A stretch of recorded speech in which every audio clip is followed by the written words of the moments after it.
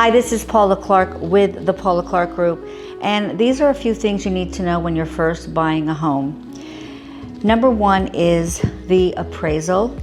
The bank is going to come in and they're going to do comps and what's related in the area, what's sold, to see if your offering price coincides with what the market shows.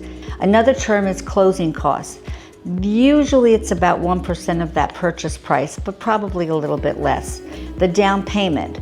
You're going to be putting, right here in New Jersey, you're putting 10% down usually after 10 days that you go in contract within that period, unless that also changes and you change the timing on that.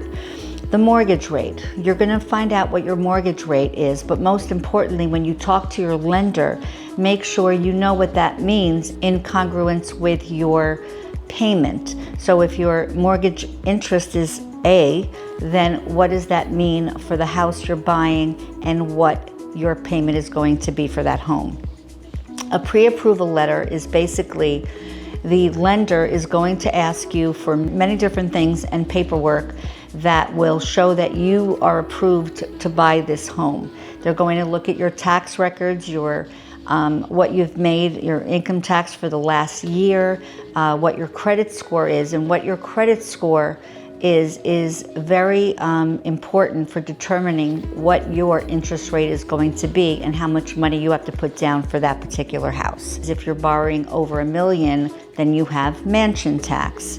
An inspection contingency, and that means you're going to have an inspection on the home, and now a lot of people are saying limited inspection, which means they're just testing for structural, environmental, which means radon.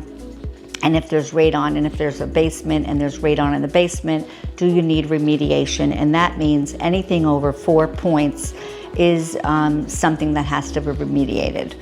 And affordability. Really look at your debt to income ratio. What is your debt? How high is your debt? What do you have? Do you have school loans? Whatever it is, factor that into what your mortgage payment is going to be, and can you afford that house? If you have any questions, please don't hesitate to call, text, or send us an email.